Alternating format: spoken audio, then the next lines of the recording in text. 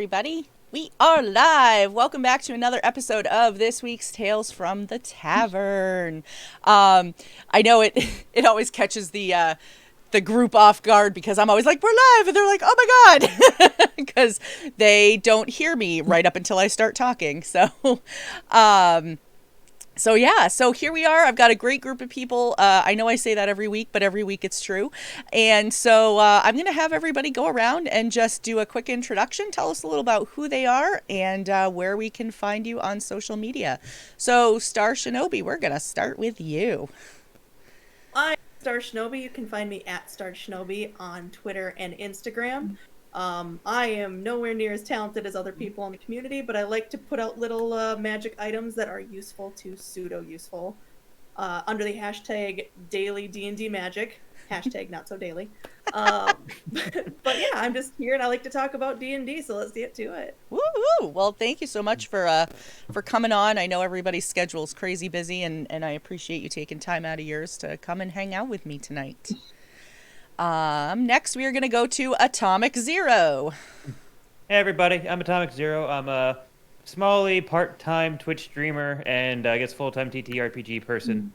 You can catch me on the Astropubs channel for the Spice Much Roll, which I've been playing 2 seasons on. You can follow me at my own channel, which is twitch.tv/Atomic Zero, on the Twitters at ttv_Atomic Zero. I'm also 1/3 of this lovely shared experience, I guess would be the right way of saying it, which we have the Star Wars show coming up probably after the turn of the year, which I will be running, so that'll be one of our next shows we have going, which I'm super excited for. I am super excited for that too. It's been a long time coming and I cannot wait, so that should be great. Yeah, I missed the initial debut of Tales because that was the week my internet decided to go out, so that was great. Yeah, he was supposed to come and hang out with us that week, so I'm glad we were able to eke him in tonight. Yes, exactly. It was good. It was all good. Next, we are going to go over to, you've seen him around as both Rocket Heart and Press X to Jump, so tell us a little about you. Hi there. I'm known as Press X Jump. Known as on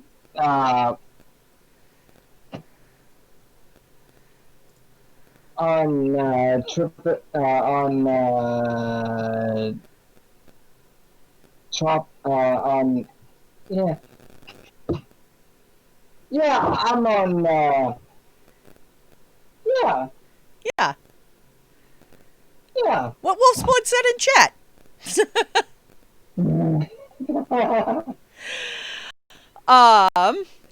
Well, you can see him hanging around in our Discord. He is a frequent visitor to the Shared Experience Discord, and we're very glad that you were able to come on tonight. So we can talk nerdy. And let's see next. Okay. Yeah, next we have Andrew. Hi, I'm Andrew with the First Watch, which is a D&D web series on YouTube, an actual play web series. You can find us at First Watch Show on Twitter and Instagram, and then of course on our YouTube channel. Yeah, I'm excited. I was just telling Andrew beforehand. It's always really nice. I haven't had the chance to catch up with the YouTube series yet, so it's always really nice when I can put a face to the name after conversing with someone on Twitter for a long time. So I'm really glad you're here. And you've seen her art every Wednesday night on 50 Shades of Crimson. It's Nox. Hi, I'm Nox. You know me usually better as Nox Batty. You can find me on Twitter, Instagram, Twitch, Tumblr, Reddit, literally everywhere as Nox Batty. Like, if it's not Nox Batty, it's not me. And if it's not any of the ones that I've listed, it's also not me. Yeah, I do art for streams, podcasts, like supplements, personal, gifts and stuff. Yeah, and that's basically what I do. I'm just an artist that loves D&D, and I'm super excited to spend the night with these people. Yeah, I am very excited that you're here. So yes, like I said, Nox did all of our character art for our Wednesday night stream. So if you haven't had the chance to see what she does, I highly recommend you check her out on any of the social media she's listed, or you can also check out what she did for our characters on Wednesday night. They actually rotate through all the characters' artwork is right on the main screen, so you can see it. So yeah, well, let's dive right into the conversation, shall we? I have a question that I'm going to start with, and then chat, if this is your first time here, our whole conversation revolves around questions from you guys, so please feel free to throw questions into the chat. We have moderators that will help make sure that we see them all, and we'd love to know, what you want to know from all of our guests. But the first question that I have is, if you could learn one cantrip in real life, which one would you choose? That is a good one. My answer is always the same on this. Guidance. That's a good one. Tell me what way to go. Tell me what I need to do. Guidance. I feel like mending is very... Oh, I'm sorry. I didn't mean to step on you. No, go ahead. I Go feel ahead. like Go ahead. You started. I feel like mending's a really underrated, everyday cantrip. The amount of crap that I break, on a regular basis that I could just fix. I do want to know if it would extend to, helping with my vehicle, etc. Probably not, but I at least give it a shot. I'm torn between Friends and Mage Hand, because I think one would just be fun, then one's useful. I would stick to prestidigitation. Yeah, that's For always sure. a classic. Just because I can just clean my room lickety split. And I don't have to do You got that one. Yeah, dishes need to also, get done. Prestidigitation done. I don't have to worry about the pile of dishes that's been piling up in my kitchen. Yeah, let's not talk about the pile of dishes piling up in the kitchen right now. 100%, it would be prestidigitation. It would be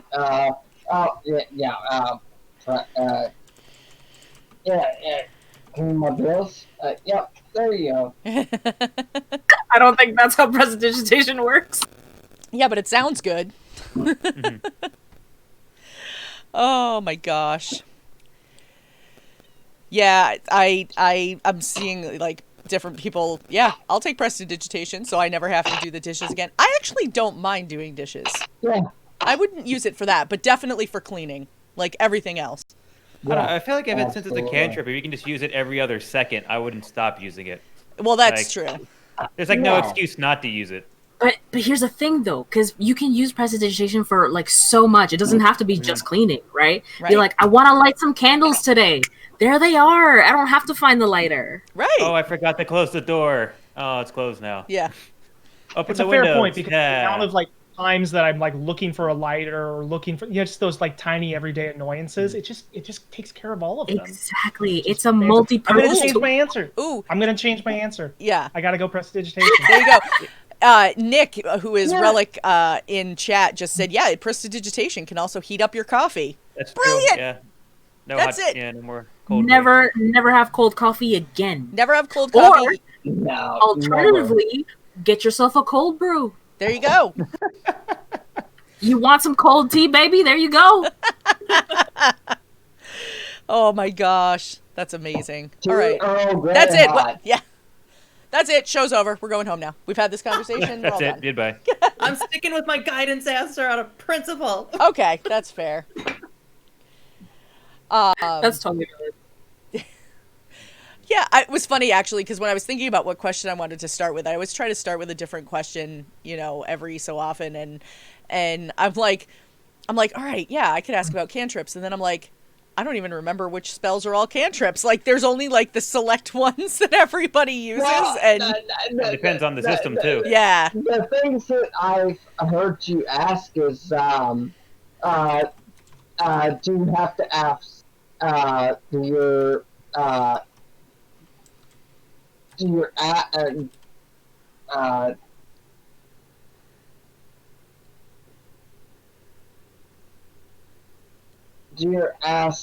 have to be the same?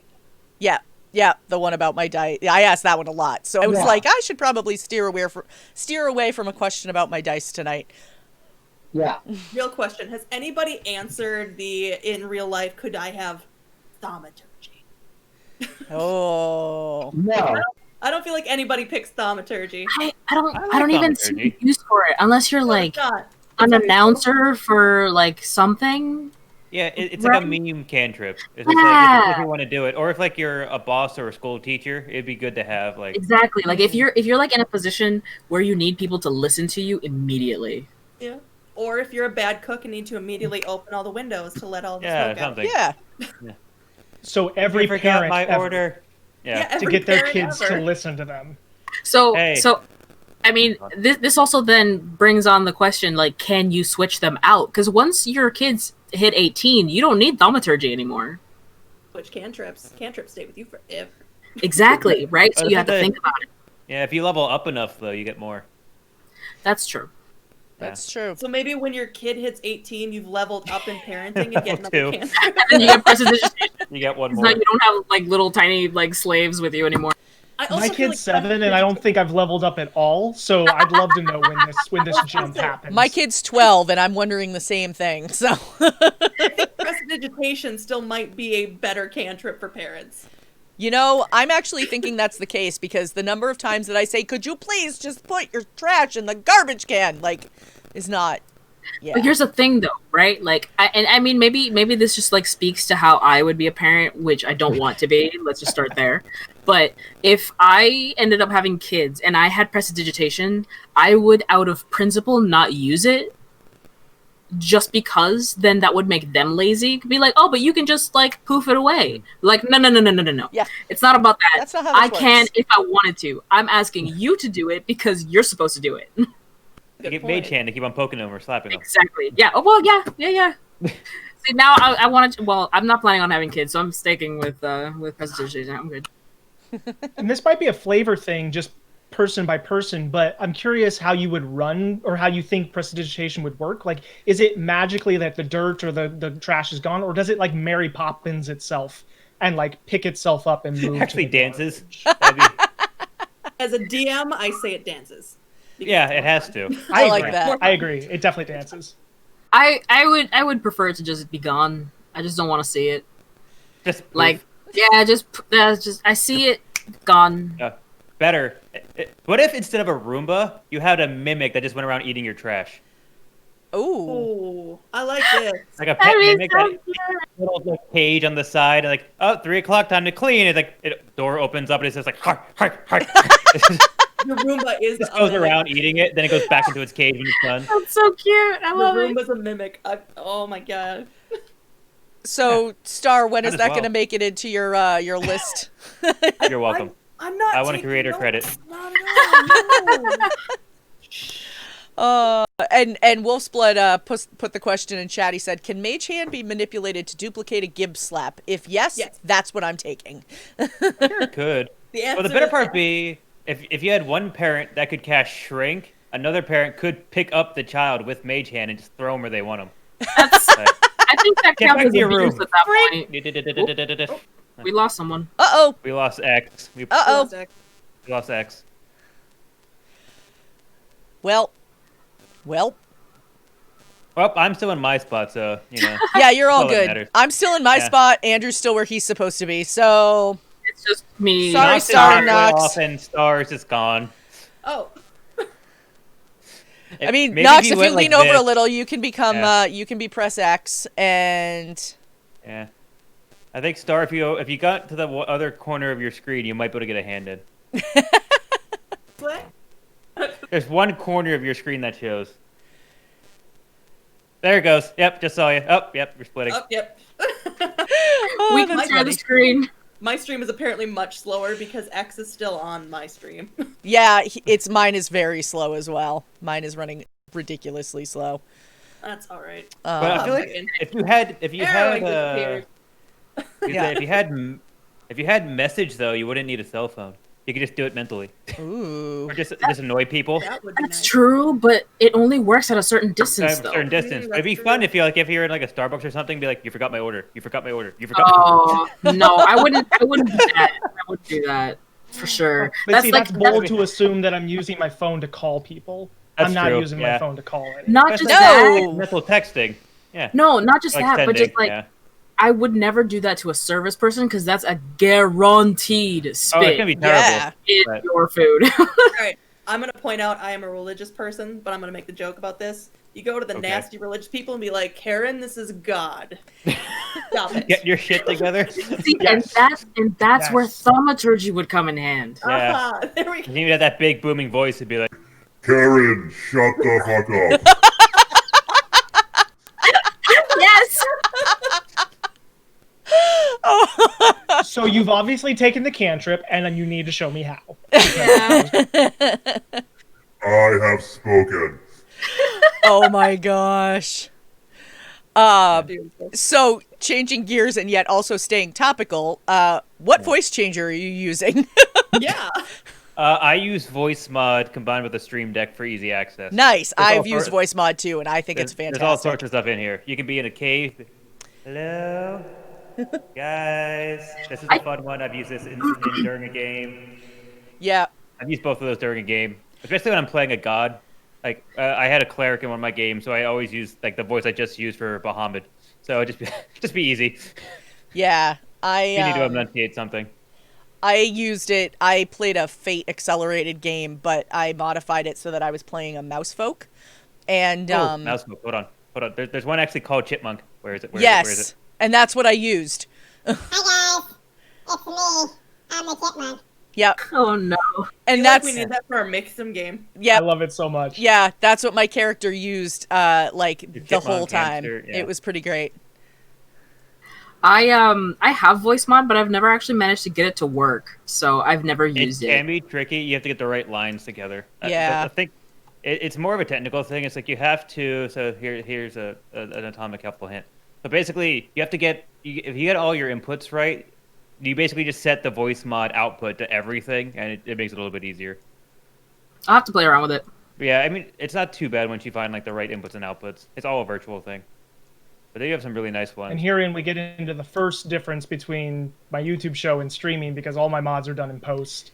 I just record things and then get to tweak them as much as I want in editing, yeah. which is Yeah. a blessing and a curse. There's like lately I've had so much editing on my plate that I've been like wishing I was a streamer so that I could just be like done once That's I'm the done. nice thing about it. Yeah.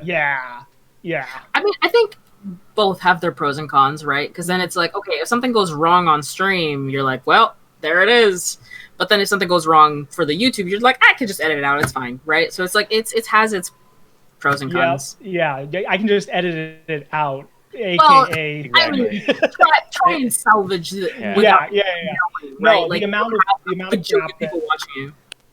the amount of crap that we fixed in our show that no one has any idea went wrong is very large. Yep. So Yeah. When I used to do my podcast, that was the best thing. We did everything in post. There would be times we would mess up the intro 4 to 5 times and be like, nope, cut, rewind. Okay, nope, cut, yep, rewind again.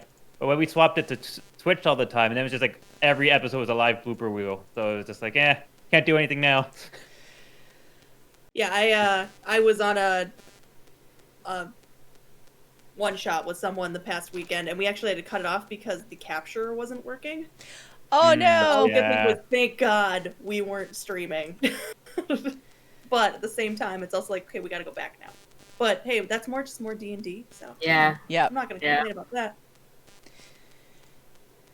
Yeah, I hate it when that happens. And honestly, speaking of images, I'm in the process of moving you all around. So if I look like I'm doing something, that's what I'm doing. I'm moving you all back I into your think so, appropriate spaces. Yeah, I noticed that I was shifted back into my spot, so I'm like, okay, I don't have to lean anymore. Yes. My spine. I noticed my face is visible again. Yes, I wanted to make sure everybody could see you and your It's up very to you awesome guys to look at me faces. again. it's very important. It is.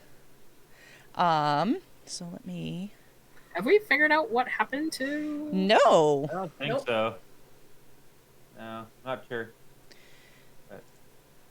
Yeah, Whoa. you just popped off.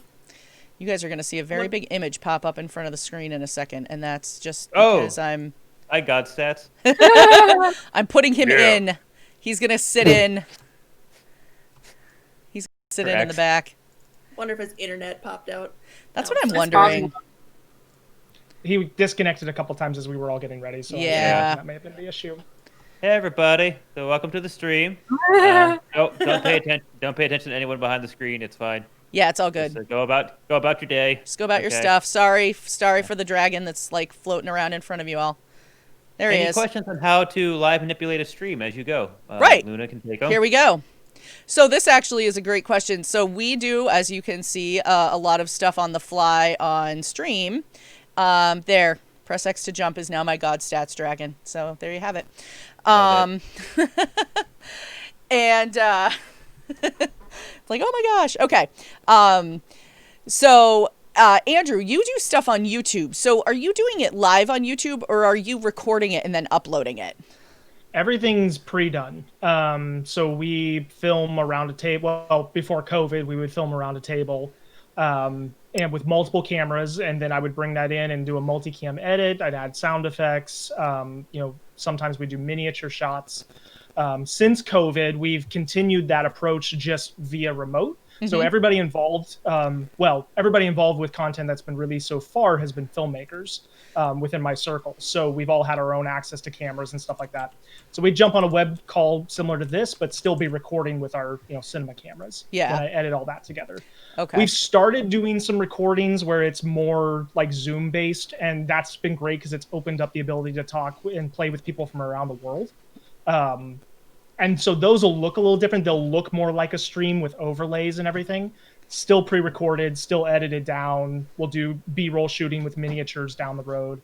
Can you hear my guinea pig going crazy behind me? 'Cause Yeah. she's just like A little zooming. bit, but Sorry about that. It's a good She day. decided now was a great time to get some runs in. But yeah, it's all done ahead of time. And so like I'm sitting on like 3 different mini series right now that I'm working on editing. So it's a lot, but it's fun.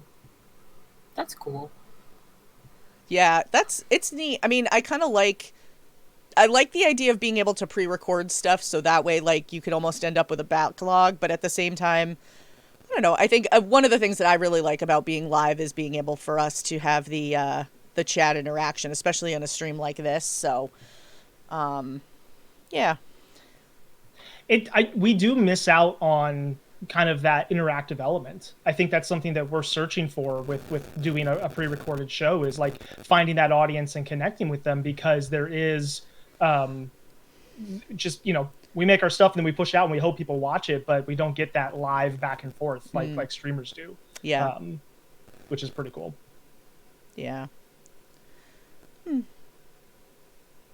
And just a reminder, chat, too, speaking of, don't forget, if you have questions for anybody on the panel, any type of TTRPG question or nerdy stuff in general, feel free to drop them in chat and we will answer them as we see them.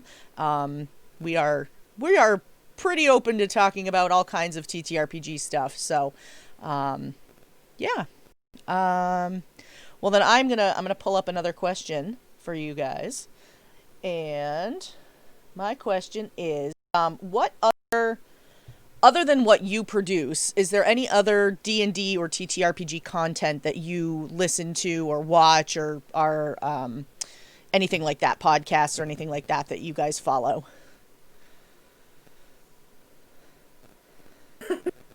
There's not enough time in the day for as many as I want to. Yeah. But my big ones that at least I pay attention to are Critical Role. Haggis and Dragons is another one that I've gotten into. If you guys haven't met Haggis Patty, you need to. And then Dragon Wings Pod is another one. Yes. It is a great one to listen to. I had Ian on my original season of this show. Yes.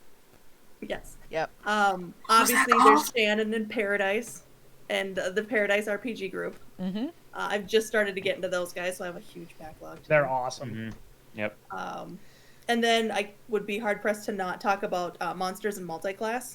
It's not a live play, but Monsters and Multiclass is literally my favorite podcast in the entire world. That's awesome. It helps me be a more dangerous DM. That's great. And if you don't know what they are, essentially every episode they go through a multi-class combination, and then they deep dive into a lore of a monster, so that you can kind of see what pairings work if you do a multi-class like what subclasses work best with each other. If you're at high levels, like you want to go 7 into monk and 8 into warlock, or what do you want to do for those combos? And then for DMs, they tell you like what a monster is and what the background is and a good way to use it. So I've been listening to them since the beginning, and I can't hype them enough. That's awesome. Any others? I've also was on the Paradise train. Other ones that I do are verbal components. I love what Matt and all them do over there. I watched a lot of Roll For It in the past, and I've been inconsistent with it, but I've been with Roll For It. Also do the Critical Role. I feel like it's kind of obligatory at this point. Roll For It. I did Encounter for a little while. Encounter RPG, which is another Twitch channel. And I'm blanking on what Lawful Great, right, Luna? The one that Ben does. Isn't that Lawful Great Adventures. Adventures, yeah. Yeah. I love them. That's the only one I'm actually caught up on. I'm like trying to. I have a big backlog. I was taking notes at the same time when Star was talking. It's like, okay, this one, new tab. This one, new tab. I'm just writing it all on a notepad. I'm like, I'll open it all later. I'll look for it later. Yeah. I have a cheat sheet notebook next to me because I always get ideas from here. So Not even kidding. I legit, well, you can't even see. I was going to pick it up, but I actually have it like one of those massive binder clips holding it in place right now. But I actually have a massive like notebook that I keep next to me. And in it, I write the date, who was on the stream, and then all the games or shows that we talk about that I need to go back and look at. So... Yeah, I mean, Crit Roll, of course. Dimension 20 and Relics and Rarities were Dimension two 20, that were I really enjoyed, and they were big influences for us because they were the pre-recorded multicam thing. But like other podcasts, I really love Chosen Ones, which is on another. We kind of got in contact with them because they're also on YouTube, but like they've got like kind of a cool pseudo anime vibe and just like a really cool story. People who have fun. I don't know. They just kind of have like all the little check boxes for what I love about podcasts. Nice. I'm into. I mean, I haven't really had much of a chance to just sit down and listen to stuff anymore. But I was really, really big into the Adventure Zone. I kind of lost the plot a little bit with Graduation. I'm kind of just waiting for it to just finish so then I could just sit down and binge. Like I don't want to. Oh, like when I have a chance, I'll just sit down and listen to them. I haven't really gotten into Critical Role just because like it's long, Yeah. and it's like. Yeah, and I love them because I started on season 1, but then I fell behind and I was like, I'm never going to get through this. This is too many hours. And then they started season 2 and I'm like, I should have started when they started. It's too late now. I'm dead. But I'd be hard-pressed not to say my boys from afar. Yes. Love them. Love their content. Like, and it's not even just because they're my friends now, but like, you know, just the content that they have is really, really like top-notch altogether. If you haven't listened to it, highly recommend it. Absolute banger. The boys and Goyle from Know Your Role also. I mean, they also have a banger show. You know, you can't deny it. I haven't quite gotten into Paradise just yet. I watched the first stream, and then I've just kind of again like lost the plot. Like I've had so many things to do that I've just like lost track. So like now I'm like adding to this list of new things to listen to, and I'm like, cool, I'm never gonna have time to do anything. I was listening to Wizards and Wine a little while ago. It's these ladies that they're just drinking wine while they're playing D&D, and it's really, really funny. I love that. I will be checking that one out. Yeah. They're like drinking as they play, so sometimes like, you know, shit goes crazy. But what else? There was another one that I was listening to, and I don't remember, but yeah, that's kind of like the gist of where I'm at right now. I just haven't really had much of a chance to follow through with all of these because, you know. Problem was I always listened to them in the car. Yes. Yeah. COVID went down. It's kind of like I haven't had time. Because I'm like, I'm just looking at my podcast right now. I'm like, oh, all of these say, do you want to start downloading again? It's like, oh no. Because there's ones on here that I want to listen to, like I said, Paradise RPG, getting into that one a little bit more. Finally get into Roll Britannia. There's one called Sons of the Fathers, which is apparently a really good Call of Cthulhu one. Ooh. But it's like, I don't have time. Yeah, well, that's how I got through Critical Role was my commute and getting Yeah. a couple hours each day of that in. And you're right, it's like there's so many great shows. and I'm so glad they've been going on for so long. But you're looking at a backlog of 50 to 100 episodes, and it's like okay, it's a lot to get into. Yeah. Yeah, like I mean, because I usually treat all of these as like a podcast anyway, like because I'll usually draw while I listen, but then it's like there's only so many hours in a day where I can just sit and draw and listen. So it's tough. It's tough to like balance all these out because like I want to give them all love and attention, but it's just not possible. Yeah. We know so many people who are in these. It's like I want to support you in every single way I can, but I don't have the time. And then other people have kids. How do you find time with kids on top of all And we're all making our own content too. I'll tell you how you do Yeah. it with kids. You get your kids to listen to them also. Yeah. Yeah, we would have figured that one out. That's it. I talk about it all the time. My daughter now will listen to the Lawful Great Adventures podcast without me. So it's now a conversation with her. Are you caught up on the latest episode? Did you hear what happened? That's so great. I love that. Yeah. That's the only reason why I would want a gremlin, you know? Well, you can borrow mine whenever you want. I'm telling you, being an aunt is fantastic. Yeah. Yeah, I a guess good because part then you sitting have home. like the benefits of having the kid around, but then not the responsibility. Yeah, that makes sense. Yeah. So yeah, a lot of the ones that you guys mentioned are like part of my backlog. Like I said before, I'm caught up. Lawful Great Adventures is the only one that I'm caught up on. I'm currently working through my backlog of Dice Populi, which is really cool. I don't know if you guys are familiar with that one, but it's all They're really good. Yeah, all of the people that play it are all DMs, so the DMs rotate through different story arcs.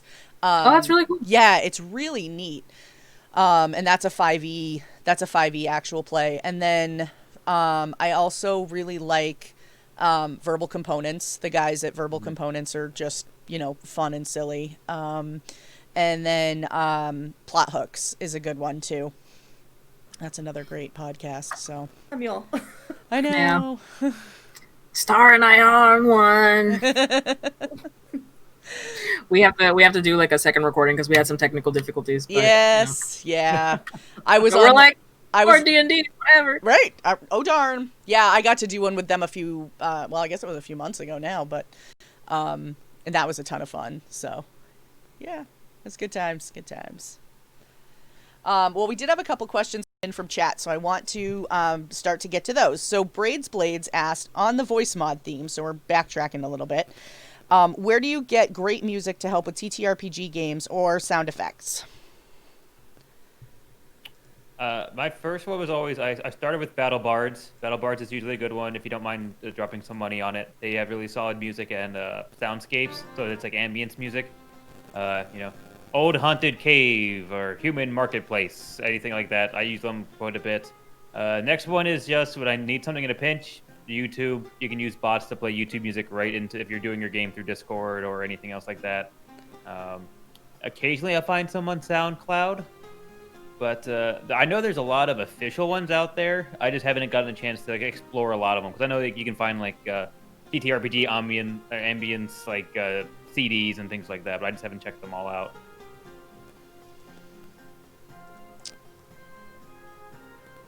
I don't really have. Ooh. No, I mean mine's gonna be short anyway because like I don't have any content like that. I don't do like podcasts or shows or anything.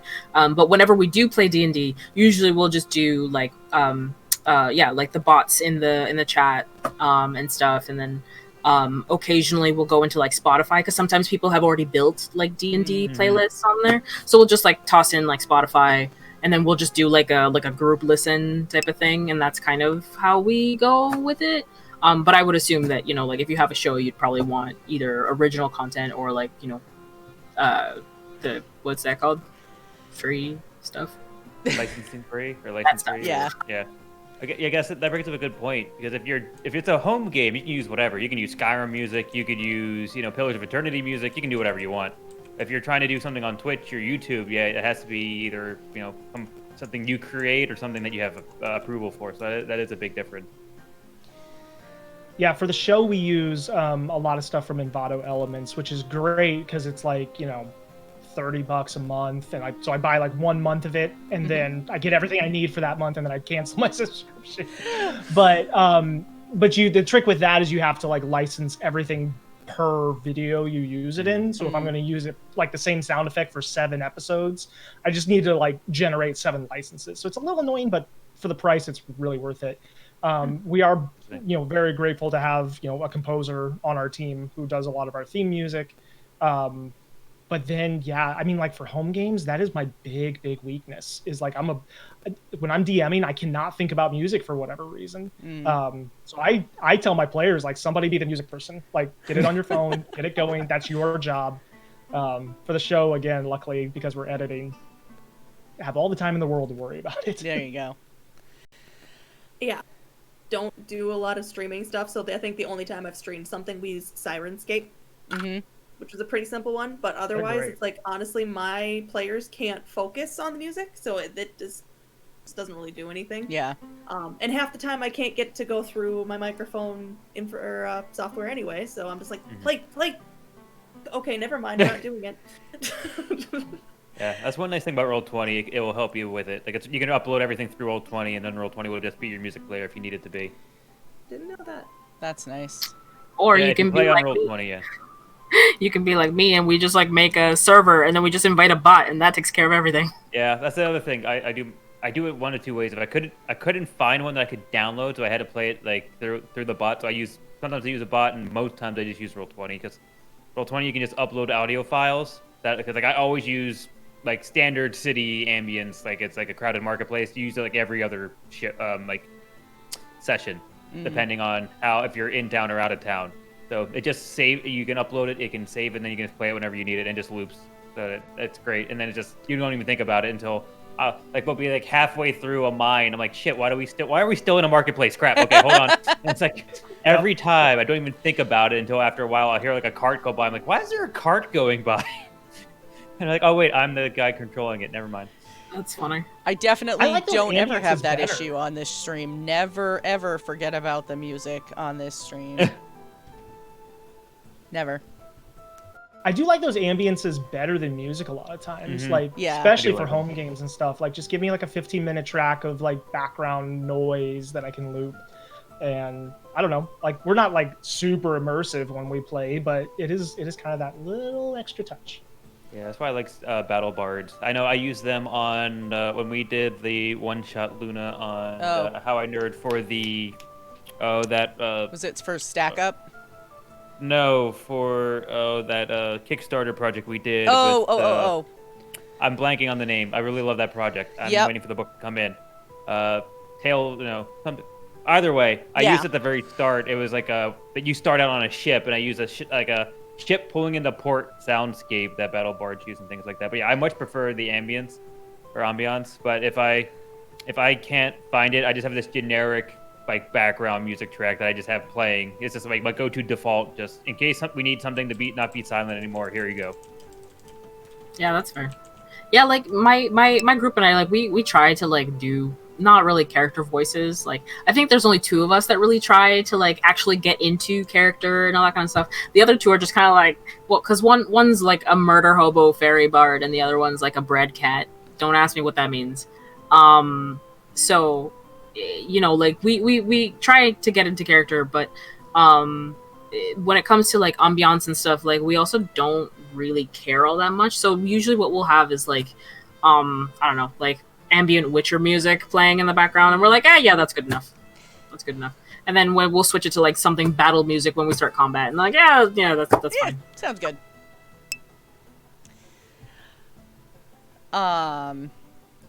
Yeah, we just had another question come up too about music and ambient, so I want to jump to that too. It was let's see, where did I just see it? Following the music question, are there any sound effects, soundboard, mouth made, or other that people use consistently? I'm terrible. I do all mine through mouth. Like I just if I have to interact, I just do it on the fly, and it's probably terrible. I thought about using soundboards. I just haven't. There's not enough hours in the day to set up like my entire like stream deck with buttons and things like that. Yeah. It's probably my favorite part about doing the post-production on our show is like as I'm playing, I'll, okay, the door opens and creaks open, and then I'll go back in sometimes and add a legit creaking sound to kind of like enhance. So it's kind of like I'm doing it, but they're also enhancing. Or like we've got a character who, you know, will go into rage or use his fighting spirit, and so I'll put a monster modulator every time he roars, to just kind of give it that little extra oomph. And you know, it's time consuming, and like I wish I had more time to do more of it throughout each episode. But that's, I don't know, those are like, when I was watching Relics and Rarities the first time, in the very first episode, there was a moment where someone smashed a glass in RP and they added a little ching sound to it. And I was like, that was like the blinds going off of my eyes. I was like, oh, you can do that. Okay. That's cool. Yeah, like, and again, like, I mean, he just left, but David popped in for a second, and like them, like the guys from afar, especially like in the later, or I guess in the most recent episodes, they've been like doing more and more with like changing like the like how they add like sound effects and all that kind of stuff, and it's like it really makes a difference, like for like a when like an edited show, I guess rather, where like you see it and like there was a oh well, I can't say it, it's kind of a spoiler, but like I'll try and say it like not so spoily, but like there's a moment where like he describes like a bunch of eyes opening, and then you hear like the weird like little squishies of like every single one opening over. You're like, oh god, while you're listening to it, but it like it really adds to like the mood of the situation, and obviously of course like the music and like all that kind of stuff. But just like the tiny little, you know, like just the tiny little bits of sound effects. Like even if it's just like, yeah, like the glass breaking or the door opening or like a weird roar somewhere in the background, like that really, really helps enhance the mood. And it's really, really cool when people do it. Yeah. Again, for me, I don't stream anything, or I don't produce any sort of podcast, so this is just someone talking about it off the side. But I've noticed, like, in my game, when I'm in playing it, I don't miss it. And especially as a DM, I feel like I lose myself if I try to put those things in while we're playing. But when you're listening to, like, a podcast or something that you're listening, like, through a phone where you don't have visuals, those extra, like you said, those extra little things definitely pop up, so the little explosions or the voice modulators. But also when I'm watching a live stream, I also don't miss it, but I think it's because you have that visual component. So, I mean, if we want to go back to, like, Critical Role, like, they don't put anything in on those, but you can see Matt Mercer doing all the things that he does, you know, the movement and the explosions and all that. But when you are listening to a podcast, when you don't have a visual, like, it does, like, Nox said, really kind of amp up that extra experience for you. I mean, it also helps that Matt Mercer's also good at like sound effects. He's like good at sound effects. Yeah, he's good at making them too. So you're like, there it is. Yeah, he's a human sound effect too. Yeah, I find which ones I'm good at. I just overuse them every time. That's all I do. I don't actually invent new ones. Yeah. I don't DM, so I don't have to worry about it. DM one. That's how I get out of it. Oh, I've DM'd once. It was a disaster, but I've done it. Hey, You still did it. Check. yeah, that is just my opinion on the matter. Is everyone should DM once, so you Like everyone know should be a how server hard once, it is. Yeah. Absolutely. I mean, you that don't I have to keep DM'd a doing system nobody knew. So Oh, that's even worse. yeah. Just make it up as you go. It's fine. That's exactly what I did. It was great. So hot take, I find it more difficult to be a player than a DM. See, I'm the other way around. More I difficult think it depends to on the role game. play. Yeah, I find it more difficult to role play as a player. Yeah, But I think. Yeah. But the like whole preparation side, and then going, okay, we have a plan. Okay, that plan is gone. We're 5 minutes in. I Yeah. gotta make it up from here on out. Like, it's just. Well, no, it's I definitely think more it's work interesting to be a DM, but I think, I guess maybe speaking specifically to during the game in the moment. Yeah. I don't know. I think, and maybe it's just I've been blessed with really good players, but like. It's something you have to figure out, like when you, especially with your DM style and your group. Because my group, at least my one offline game, they never do anything I expect them to do. So every single time, I almost had a TPK because I'm sitting there going, the fight's gonna go this way. There's no way this could ever go bad for them as long as they do this one thing. Within the first turn, they didn't do that one thing. I'm just like, well, hopefully they live. I was just like, couldn't do much else. said it on here before, but it's when we're talking about DMs, I will always tell DMs you are not the chess master, you are the shepherd. Yep. So you Good can never figure out what turn by turn. They're probably not even going to go to the other side of the board. They're going to go play Candyland instead. But all you need to be able to do is say, I need them to get to this point, and they went over here, so I just need to edge them back, and they went that way. It's okay, we'll just edge them back this way, and just get them to the point they need to get to for the story to continue. How they get there is irrelevant, as long as they get there. And I think a big thing is looking for opportunities to make that pushing back towards the center line narrative, both feel and legitimately be because of things that they did. So, without spoilers, I had a game recently that was going to be, on our show that they were really not figuring it out. And I was like, I got to get them a hint. And then someone decided to do something that was so off the wall, 9 times out of 10, that would always been a failure. But I was like, great, I needed a moment to give them some information. So guess what? You succeed. So they're happy. I'm happy. It was a funny moment. It's just like the more you can help and legitimately make it that the players are the ones influencing the world versus, you, like you said, chess master moving them around, the more fun everybody's going to have. And the better the story is. The one thing to remember as a DM too is that you have to be okay throwing away what you have. You have to be. Because for me, I have our entire 1 to 20 plan. I have it planned. And so it's one of those, I know that this is going to happen at this point, at around level 9 or 10. This is going to happen. Just depends on their decisions and how severe and how good or bad it's going to be. And then they're going to make it to this point. How they get there between, there's little bits and pieces. But, a good thing is, even if my players are listening now, they'll know.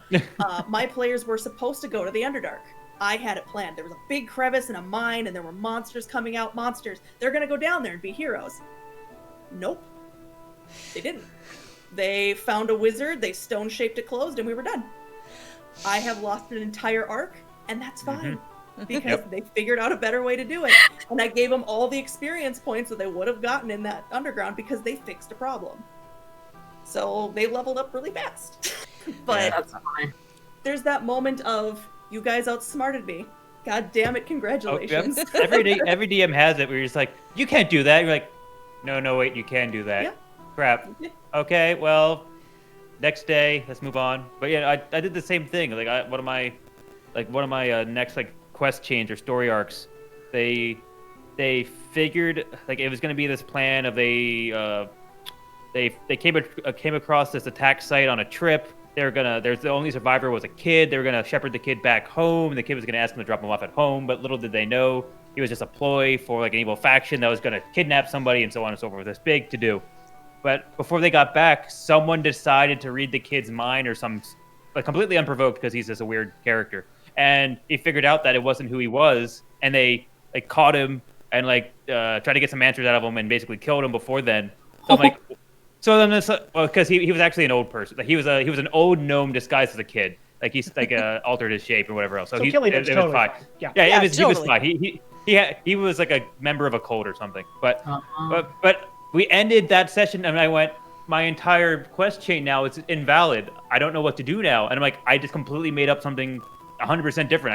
I just threw everything out and started something new. And then later on when they finished that arc, I said, you guys realize that when you did this one thing, all of this was different now. None of this was supposed to happen. See, and that's the kind of responsibility that I don't want to have. I just want to, and we're dropping one up in here. I just want to fuck shit up. Yeah. Fine. I like that plan. I don't want to get my shit That's what you do. Yeah. I like that plan. All right, well, we are, believe it or not, at the 1 hour mark. Ready? Wow, really?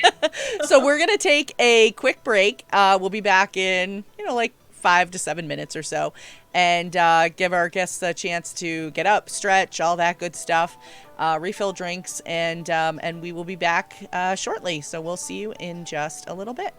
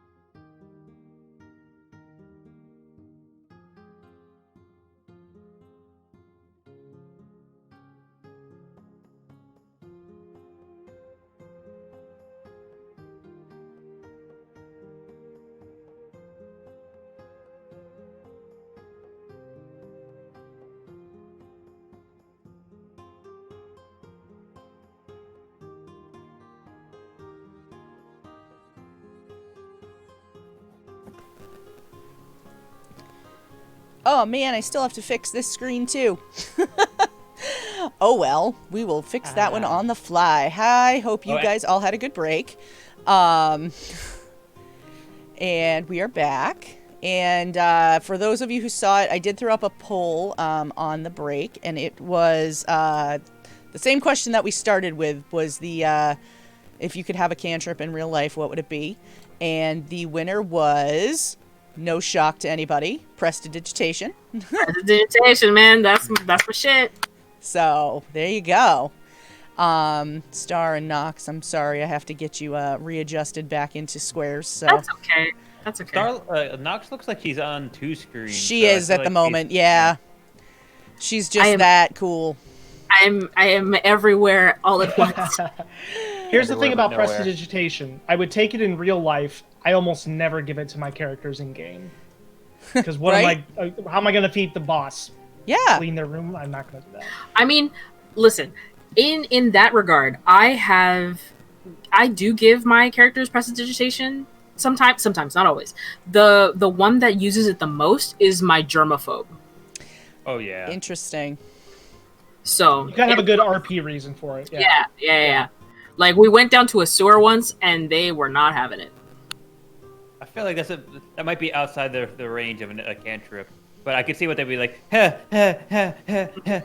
Basically, Stop yeah. it, you're gonna exalt yourself. Yeah. Like the little fairy bard, basically, because she's like a little murder hobo, she likes to just dive into blood a lot, and then she has the audacity to try and jump into my pocket for like full cover, and I'm like, no, that's not gonna happen. We're So not I doing like this.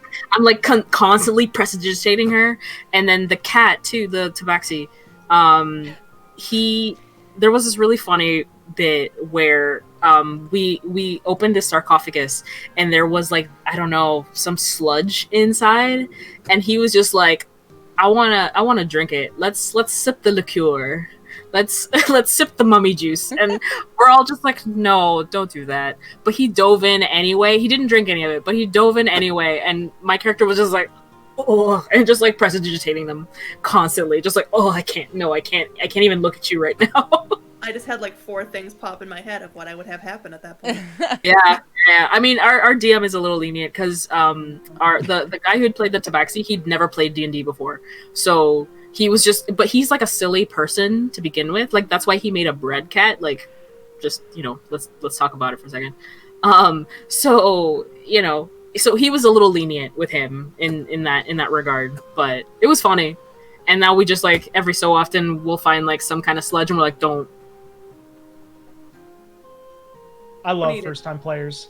Mm-hmm. First-time players are my favorite. It's so much fun. The thing about it is, first-time players are like, can I do this? And it's like, hell yeah. Hell yeah, you can. Yep.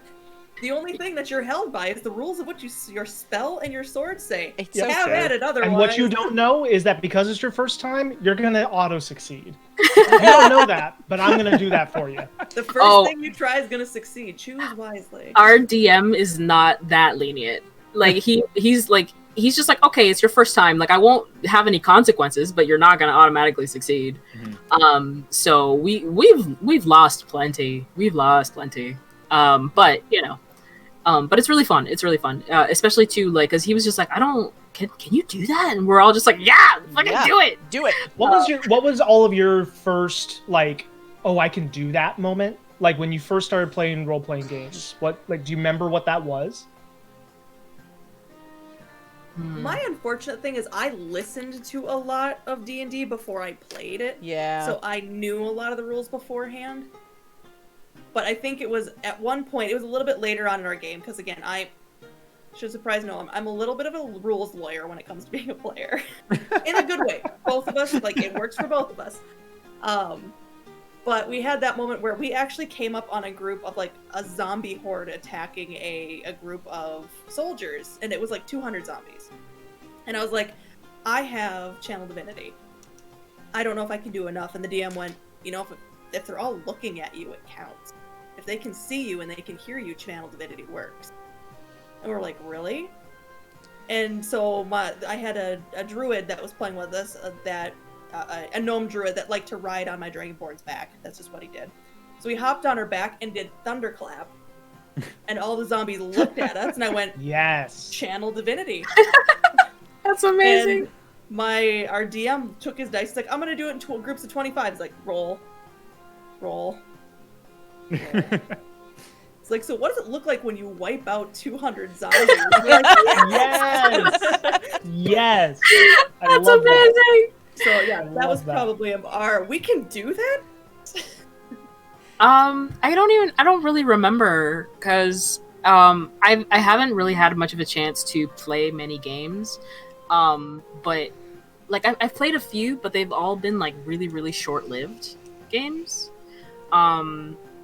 So I don't really remember because it's always been like a bunch of little firsts. So I want to say like maybe when I was like this druid and I was just kind of like, can I talk to like a plant or something? Yeah, and I didn't really have much of like I don't think I had like a spell for it. I might have, I'm not sure. But like we were like in some dungeon and there was like some vines and there was like a bunch of dead people. So I was like, can I just like talk to the plants and see if they know what happened? And then we found out what happened because like the vines had like soaked up the blood and like he gave it some like weird magical bullshit explanation. But like yeah, that's how we figured out what happened in the thing. And I was like, oh shit, that's weird. It's such a simple thing, but it's just so cool because it's like, you know, that's where the fantasy intersects and you're like, oh wow, okay. I have to think in a way I haven't thought in a long time. Yeah. Especially in a high magic setting. It'd be different in a low magic setting. But I remember, and I think when you said druid, it put a light bulb in my head. Even if it was after I started getting into TTRPGs and I thought I knew everything, I remember we were in a dungeon trying to solve a puzzle based on like a priestess of shadow or something. So everything was shadow puzzles and things like that. And like we were trying to figure out how to get the right shadow for this right shape to open a door. And our druid was like, I turn into an armadillo. I'm like, what? Why are you turning into an armadillo? And he's like, I curl up into a ball. Is it the right size? And we're like, okay. So, like, and the DM is just like, it is the right size. I was like, yeah. But after that, like, I always just think about that. I'm just like, oh, I didn't think we could do that. And then he's like, we got into another counter. He's like, okay, I guess we had a fighter or a barbarian who had speak with animals randomly because variant human or something. I don't know. He was able to speak to him. And he told him to kick him at an enemy, so he like punt kicked him at an enemy, and he turned back into his regular form. He's like, ah! And it's like, as he's being like slugged at him. Crazy. I love that. Oh yeah. Fun. Really fun. I think it takes like someone with imagination to like really motivate other people. Like I never thought I could do that even though I know that ability is really great. I never thought I could do that with it. Right there, that's the crux of what we were talking about earlier too, because everybody talks about the imagination of the DM, and like the DM becomes this celebrity, you know, the Matt Mercer thing of like, oh, I want to watch this show because it's the DM, and I want to watch that show because the DM. And there is creativity there, but then the way the players bring their creativity and solve problems in ways you never would have thought of, like that is incredible. Like the armadillo thing. Like I'm sure there were 17 other more logical ways to solve that problem. Probably, yeah. But that's what they came up with. Mm-hmm. And that's why I like being a player, because then it's like I am like a limited, right? Like I like to think about like, okay, well, how would my like germaphobe like half orc figure this out, right? So it's like, okay, well, first they would try to prestidigitate the lock before touching the lock, and then like trying to like figure out like, oh, is the fairy small enough to fit through the lock, like that kind of stuff. So it's like I love looking at whatever like puzzle I'm presented and like trying to figure out in character what would my character do to solve this essentially. So yeah. My character that I back. Oh, go ahead. No, you go ahead. You have a story that goes along with it. I'm gonna roll from that, so you go. I have a character that I play in our Wednesday night campaign, and back before it moved over to this channel, we were running through part of the storyline, and it's my character is a ranger, and so she has, you know, several skills and abilities and whatever, and so she there were people in the town that they were in that were trying to like give out this meat, and we were just like food for people, which was like, oh, that's so great, they're giving out food. But then, like, as we were kind of getting to know the town a little more, we were like, something seems really off about this.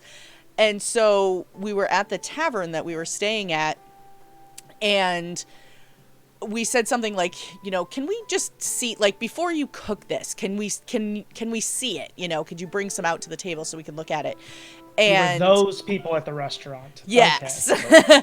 But we were trying to figure out, because we knew that they had gotten this meat from the place that we were, like, trying to investigate. And so my ranger was like, can I use my knowledge nature skill to figure out whether or not this is an animal that they are claiming it is, or if it's what we suspect it to be? And he's like, it was! Sweeney Todd! Sweeney Todd! But that was just it. Like, I was like, can I use my knowledge nature to figure out whether this is animal or human meat? And the DM was like, yup. Actually, that's a really great idea. And I rolled well enough, and that was how we were able to confirm that this is not animals. You determined that this meat tastes like a Steve. Yes. I got the spit take. Woo! Okay, bye everybody. I'm out. Oh no. That was wonderful. I appreciate you. Oh my god. Oh my god. Oh my nose. I want to hang that on my wall. Oh no. What? Oh god. That like went up my nose and spit that out. Oh my god. Oh lord. Okay.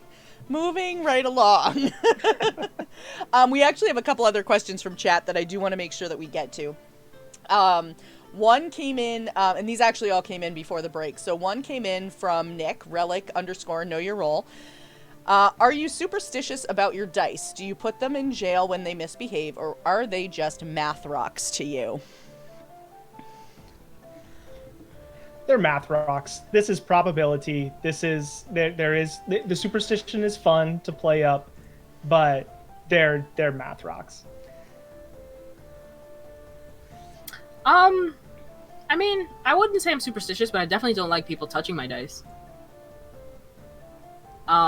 Just because, like, I don't know, it's just like just don't touch them. I don't know, you got bad juju today. I don't know, just don't touch them. I don't know. There's some level of like, okay, I'm not gonna roll too many times because I don't want to like accidentally roll all my luck out, you know. But I don't know. Just it's like fun to participate with it, you know, like just to be like, you know, like these are bad. I'm just gonna chuck them. Yeah. Put them in dice jail. I wasted like, that D20. Yeah, exactly. But then also I'm like, I don't know, like the levels of like, I don't remember what the stages are, but like when you have like so many, Dice Goblin? Yeah, the Dice Goblin. So I'm a Dice Goblin, so it's just like, okay, this one's not working out, like just like toss it. I have another one anyway, so it's like I'll just like, you know, do that. Tag. Yeah. They're math rocks. I don't know. Taking, especially with like all the stats courses, everything else I've had to take throughout like my math career. And at this point, I'm just like, it's all statistics, it's all random variables, we're just all particles and galaxies floating around. It's fine. Like it all bashes off of each other anyway, so it is what it is.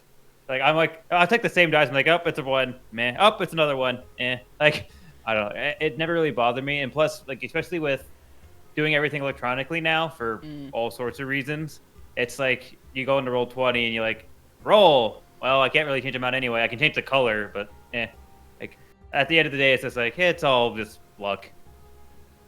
See, I say that I don't have any superstition, but now that I think about it, and I think about the Dice Goblin comment, I have one set. I own more, but I have one set that I use, and I line them up, and I always roll my advantage and disadvantage with the same dice twice.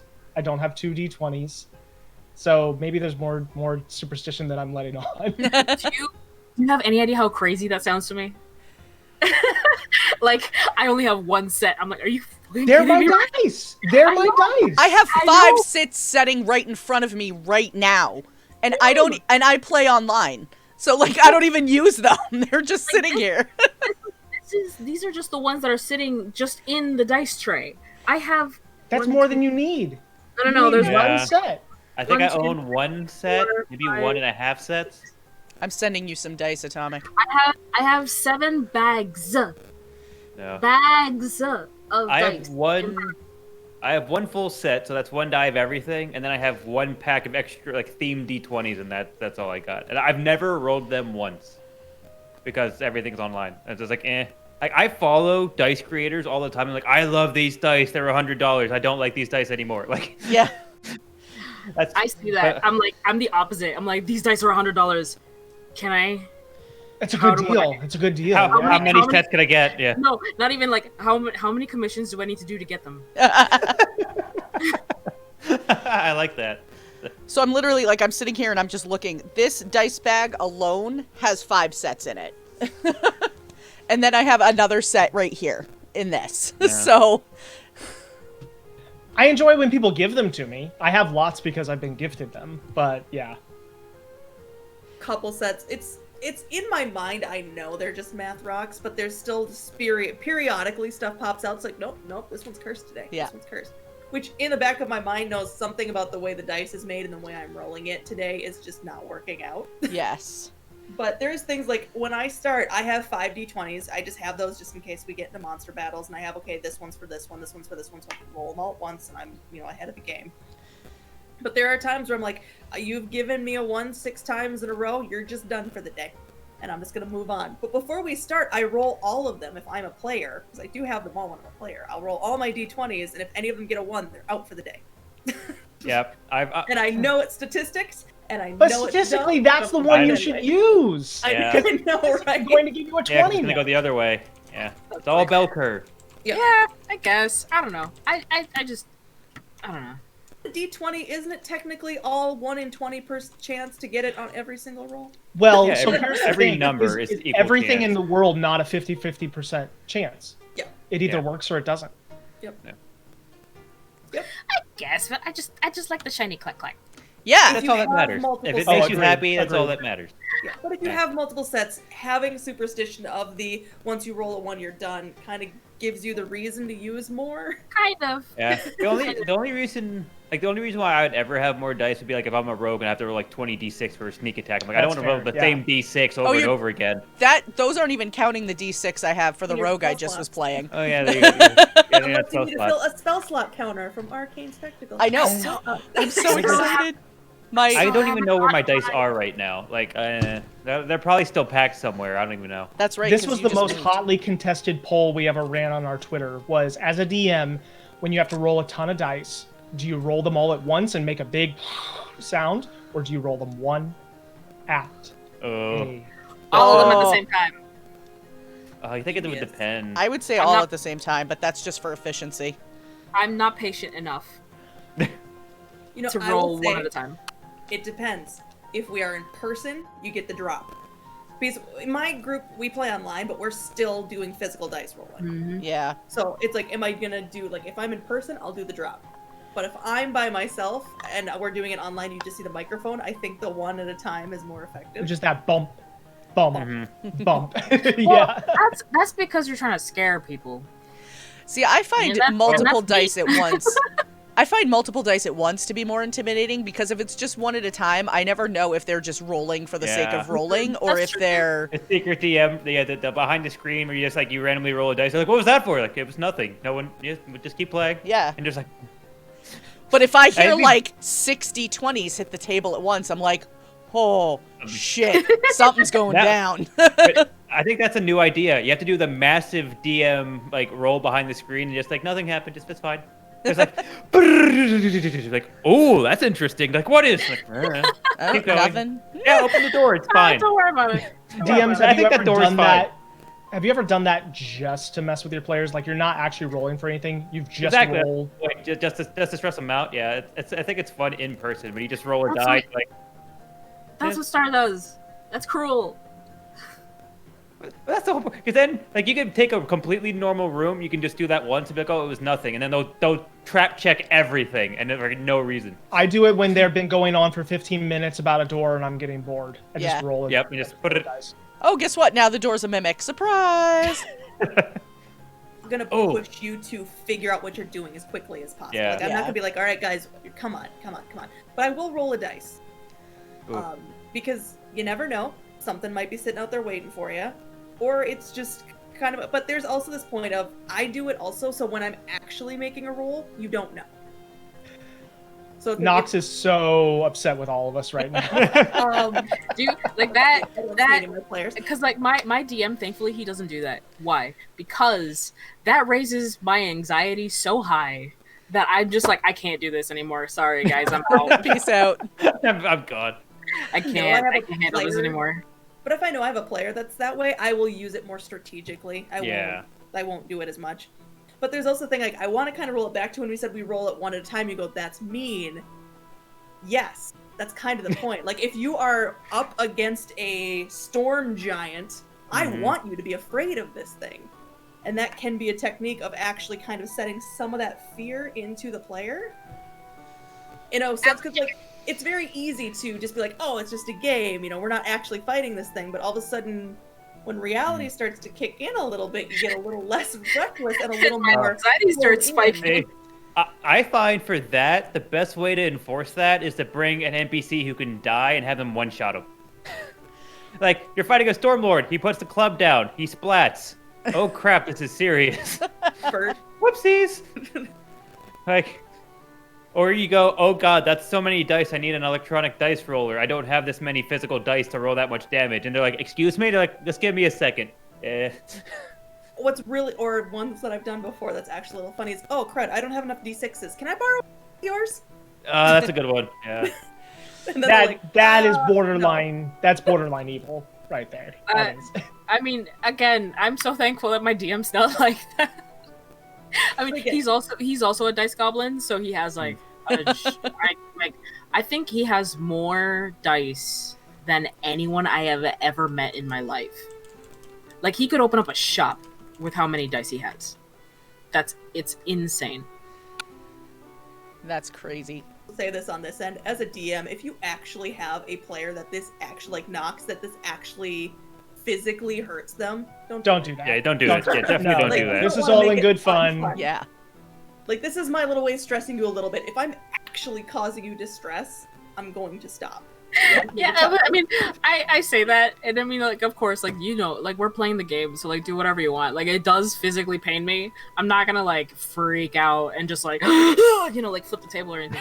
But, like, it does kind of, like, makes me, like, you know, like, my palms start, like, going crazy, and I'm like, oh no, what is he doing? And then I start looking through, like, oh my god, do I have enough spell slots for whatever the fuck is gonna happen? Like, am I doing okay? Like, what do I have? Like, what are we doing? Where are we positioned? And then I start, like, kind of thinking a little too hard about the situation. So it's like, and I've told my DM this kind of stuff, and you know, he's like, he is cruel in other ways, but he doesn't do the dice stuff just because of that. Like, he'll just surprise us with it. He'll just get us with it, and I'm like, okay, cool, that's way better, because like I can just focus on what we're doing right now, and I don't have to like arbitrarily like metagame think about it. Yeah. I just kind of roll with it. To give you a fun level of stress, not a Yeah, stressful exactly. level of stress. Yeah, that's never the point. You want a game to be fun, but you never want a game to be painful. Like, And you to gotta that be careful point. not to cry wolf either. Like, I remember, like, Yeah. when I first started DMing, the first 4 bridges my players came to collapsed underneath them. And it was like, you know, okay, now on bridge number 5, they're not going to cross that. You're never gonna bridge, cross even it. though it's completely Yeah. safe. Yeah. So it's like, you gotta, you know, it's fun to have tricksy things happen, but you gotta also balance it. Yeah. One thing I just started doing with my home game is all death saves I roll behind my screen, so no one knows if they're how close they are to death or life. So I just roll behind my screen, like, oh, that's interesting, and then they just keep going. That's so mean. They have to That's do a bridge medicine too check. far. They have to do a medicine check to figure out how many saving throws they failed or passed. Oh, something okay. like that. If But- you give it like the option to figure out, like, for them to like, And to be fair, they all agreed to it. I said, who wants to do this? They're like, oh, that sounds like a cool idea. I'm like, done, let's do it. Like, I never put in rules like that without everyone's like approval of it. But Okay. that's just I was gonna another say, like, fun if you're idea. just doing that, I'm like, No. Like, for I anyone don't ever out want to there, play with you, my guy. whoever wants to do that, it's a fun little homebrew, but it just keeps the tension a little bit more in combat. We'll admit, the meanest thing you can probably do as a DM is do a roll, whether or not you're actually rolling for anything, and then say, that's interesting. And then just continue on. Yeah. Oh, that's so One cool. of- That's so funny. I've had a DM do it to me, and I have done it before. It is the meanest thing. Aw. It's like the bullying cycle. You have it done to you, and then you do Yep. and you perpetuate Yeah. it on your players. You have to break that cycle. I learned it from my father. Oh gosh. I learned it by watching you, Dad. If only my dad had played tabletop games with me. Oh yeah. Well, that brings us to another good question. Speaking of, non D&D games, getting into stuff like that. Zeal Zaddy wanted to know: would you run or play in a non D&D/Pathfinder campaign? I actually saw that question, and it's funny. When I had my podcast, I tried to run a subsection TTRPG show off of it. Went nowhere, but it was fun for a while it lasted. It actually was a Warhammer Dark Heresy TTRPG. So it's a Warhammer 40k TTRPG. But I've played in other ones. I'm gonna be DMing a Star Wars FFG game that's gonna be on this channel. So I definitely like them. Like, I actually wanted to do a Vampire the Masquerade. I really want to do a Vampire Masquerade stream. Yeah. If anyone out there is looking to do one, please, I would love to jump onto that one. All right, too. I think you found your party. Yeah, yeah. I want to do Call of Cthulhu. Like, there's so many games I want to play. I own so many books. Shadowrun. Like, I want to do all of them. Like, I would completely want to do it. Like, we even thought about having like a one shot, like a 2-pager series, right, Luna? Like, we thought about having a 2-pager series where all we do is just find a different 2-pager and try it out and just see what it's like. Yep. So I would love doing that. Yeah. I think that would be super fun. I've never played Pathfinder. I have, I think the 3.3 or 3.0 or whatever it's called, 3.2, something like that. I bought it off a friend who was like selling. He's like, I don't want it, and I'm like, all right, cool. It was a lot thicker than I thought it was gonna be. But Pathfinder's a lot of rules. yeah, like I've never played Pathfinder, but like Waffles and Maple Syrup, like they play Pathfinder, and I know you guys on Shared Experience also play Pathfinder. Yep. And it seems really fun. It's more like there's more rules, yes, but it seems more ad-libby. So If that kind of makes sense. Yeah, it does. I adapted to it pretty quickly because my intro to TTRPGs was D&D 3.5, and which is very similar to Pathfinder First Edition. Like, some of the mechanics work slightly different. We play First Edition on Wednesday nights, Pathfinder First Edition on Wednesday nights. And so I find that the mechanics are, like, some things work a little differently, like sneak attack works a little differently and other things like that, but the overall, like, feel of it is very similar, so it was pretty comfortable for me to jump back into that. But I would absolutely, I've played Fate Accelerated before. I've played the Quest RPG system, which is a super simple, like, if you just are looking for some, like, a really simple game to, use for more storytelling and RP purposes. I've played Savage Worlds. That's a great system and adaptable to Savage Worlds is really cool. Yeah, and that's a system, not a it's not a setting, it's a system. So you could adapt the Savage Worlds rule set to, like, any setting that you want. Medieval to sci-fi. Yeah, everything. I actually did it as a Savage Worlds World of Darkness crossover. So we used the Savage Rules rule set in the World of Darkness setting. So that was really cool. Try Call of Cthulhu. I am not a horror movie person, but the idea of Call of Cthulhu sounds so awesome. So to much me. fun. It's just so opposite of what I'm used to. Like, I love to be a battler in D&D, so I feel like Call of Cthulhu would be a very good change for me. because Funny, if I you could battle, you I die. could see that. Yeah. But I know also like Luna and I played Mictum. Yeah. I think that's how you say it. Mictum. It's German. It's I can't German. say the in German. But that was a lot of fun too, because that was like D&D is usually very set in like this dark, foreboding the world is going to end type of adventure, whereas Mictum is like you're a hamster Yeah. with sentience. And you're gonna do like it I was love so that. awesome. It was I so was great. an angry hedgehog, Yep. and it was awesome. And I was like, with the combat wombat, Combat wombat. Oh, is that where the combat wombat came Yep. from? Wombat. Yeah, so like, it's a nice change of pace to go to Mictum, and I would advise anybody. It's really easy to pick up. Yeah.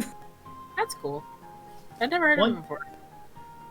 One of the things we've talked about with our show and just the world that we're building with all our different series is this idea that like we play D&D 5e, but we aren't beholden to it as far as like our story world. No matter the mechanics, because I want to build a world that is, Tolkien-esque and a world that is large. And I want to do shows eventually that are set in different parts of the world that use savage worlds, or there's a little clan of vampires somewhere that we run masquerade with or something. So like for now it's been all D&D 5e, but I actively want in the next year to expand that to new systems, which means I have to go learn new systems, which is its own thing. But like I think good storytelling like doesn't these are all just frames for the picture, right? And like what you put in that frame is what really matters. Yeah, that makes sense.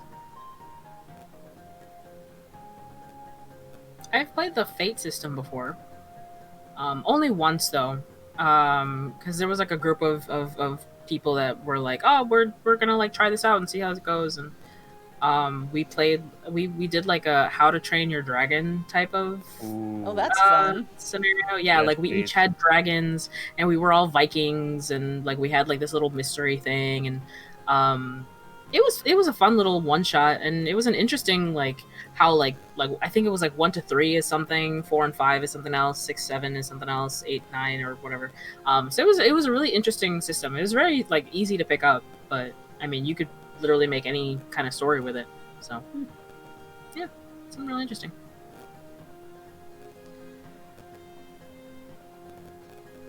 I know one game that Atomic and I have talked about in the past too has been Inspiriles, which is a indie game that was funded on Kickstarter, which should be coming out. I want to say it's like in January that it prints. Soon. Yeah, it's coming up soon.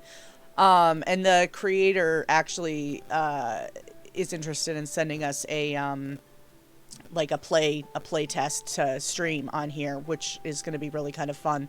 But it's a little indie game that actually, depending on if you're in the US or Great Britain, it will actually use American Sign Language or British Sign Language as part of the system. So you actually will learn some sign language through the process of playing the game, which I think is really cool. So I'm excited for that. But it's more sort of like the system that Star and I played together. It's a little more like, it's not quite so like death heavy and like end of the world kind of stuff. It's a little more lighthearted than that. And the creator's really nice. Seems like a really nice guy. Has anyone tried I don't know how you pronounce it. I think it's pronounced Wild Revere.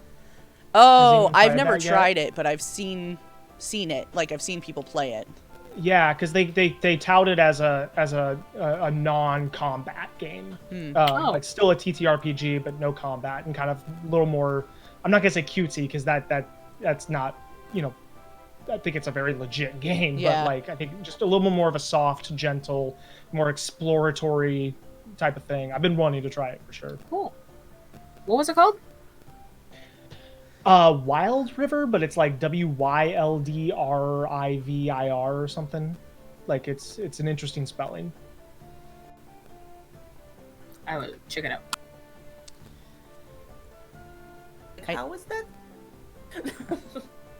There, yeah, Nick just put it in chat. WYLDRVIR. Yep. That is interesting spelling. Okay. And I feel like there's a pronunciation that I'm not getting right because I look at it and I go Wild River, and I don't think that's it. Yeah. So sorry, Wild River folks. But yeah.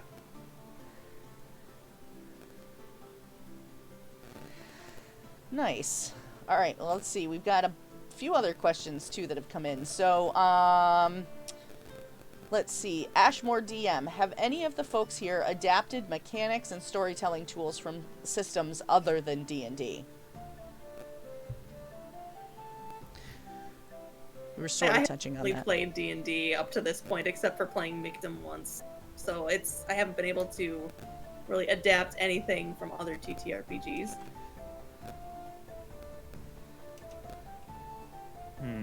I've played a lot, but I don't know if I've adapted. That's the trick. Like that's like the crux of that question. I don't know if I've adapted anything from them. I know I didn't personally. I played in a bunch, and there's a lot I like, and I've thought about trying to do things like that or make my own, but I definitely haven't yet to this point. There's so many different types of systems: D100s, D20s, D6s. I mean, there's so many kinds. I've homebrewed a bunch of stuff, and we have a whole bunch of homebrew in our show, but I mean, it's still within kind of the box of what 5e kind of presents you. I have been playing in someone's home campaign for 3.5, which has been super interesting because, I mean, like, I know there's similarities and still D&D. It feels like a whole different game. Mm-hmm. And there are some mechanics that I think are really, really good. So I think I'm planning on merging a little 3.5 into my 5e going forward. But it's still D&D, so... I'll play whatever the DM puts in front of me. So All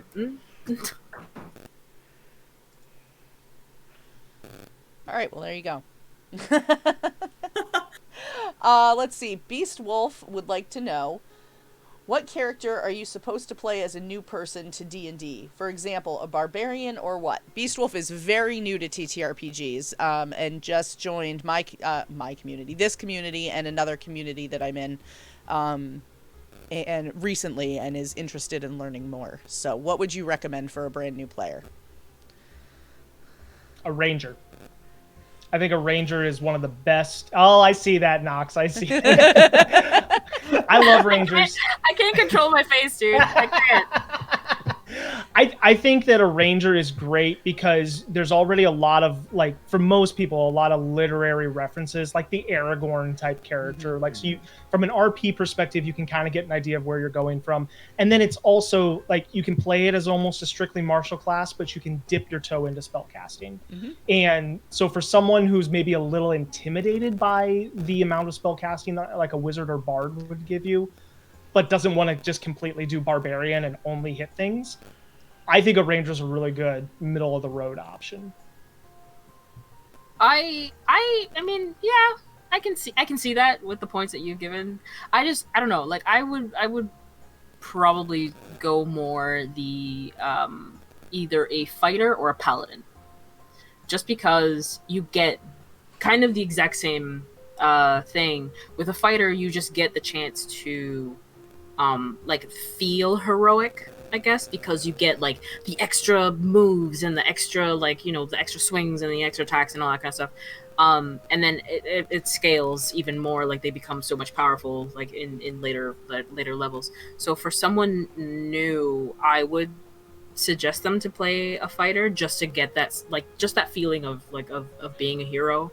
Because you can go Eldritch Knight and get some spellcasting if you wanted. Exactly, too, right? So it's like you'll get those in the later levels. So like for me, I would definitely say either fighter or paladin for sure. Paladin also too, just because they're more hardy and you can always help with like healing a little bit. Like even like if everyone's kind of feeling, and if they don't have like a proper healer or something. So it's a little bit of both, but I do see the ranger like the way that you yes, we will agree to disagree. I agree. I think the problem with the ranger is that they have a cruddy capstone, so people like throw it off completely, where it's like a ranger is a powerhouse, in all honesty. Like, if you go a martial fighter, you are a powerhouse of damage. But getting back to the original question, I have a really hard time with answering this question, Because in my opinion, it doesn't matter what one you take, it gets extremely complicated as you go. Mm-hmm. So like people say that, oh, you're a barbarian, so you just smash things. It's like you also have rage. You have to decide if you're doing reckless attack. You have to decide if you're using the totem. You have to like there's things that happen no matter if you are just a There's smash more 'em. math with a barbarian than any other class. Yep. If you're a Like, ranger, you gotta legit, figure out this. Yep. Yeah, so it's one of those of I think it's just you need to decide as a new player if you would prefer to be a striker or if you would prefer to be a magic user. If that is, then I would say if you want to go striker, I would agree and go fighter or barbarian. If you want to be a caster, I would say go cleric or wizard. Just keep them simple because they're very straight down the line. But yeah, if you want and you don't know, a ranger is a good choice and a paladin is a good choice. They're all going to be complicated as you go down the line, and they all start simple. So you just have to